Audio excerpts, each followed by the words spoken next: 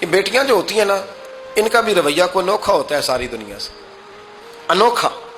میں کبھی کبھی کچھ ایسی باتیں کرنے کو دل کر جاتا ہے کہ جو کر گزرتے ہیں۔ ایک صاحب مجھ سے ایک دن کہنے لگا، حضرت صاحب بڑی مشکل میں ہوں اور اتنا کٹھن وقت آ گیا کہ کوئی حال ہی نہیں۔ میں نے ان سے کہا کہ اپنی اماں سے دعا کراؤ، مسئلہ ٹھیک ہو جائے گا۔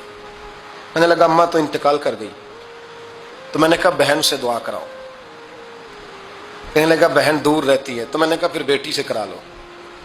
آپ یقین کریں، اللہ کے گھر میں بیٹھا ہوں، رمضان کا مہینہ مجھے تیسرے دن ملا۔ کہنے لگا حضرت صاحب الحمدللہ اللہ نے میری مشکل آسان کر دی۔ کہنے لگا یہ نسخہ آپ نے بڑا عجیب بتایا، پیر تو اس قسم کی باتیں نہیں نہ بتاتے، پیروں نے تو آپ کو پتا ہے دعائیں قید کر کے رکھی، صرف ہماری قبول ہونی ہے۔ کہنے لگے آپ ان کا میرے ساتھ ارادت کا رشتہ ہے۔ کہنے لگے آپ کس طرح کے پیر ہیں کہ آپ نے مجھے پلٹ کے کہہ دیا کہ اماں سے، بہن سے، بیٹی سے؟ تو میں نے کہا اصل بات یہ ہے کہ میں کبھی تھکا بھی ہوتا ہوں، کبھی کسی رنگ میں بھی ہوتا ہوں، اور کئی دفعہ اب تو یہ حال ہو گیا ہے کہ رونا آئے بھی تو روتے نہیں کہ لوگ تماشا نہ سمجھے۔ کئی دفعہ آنسو چھپانے بھی پڑتے ہیں کہ لوگ اس کو اداکاری اور فنکاری ہی نہ سمجھنے لگ جائیں۔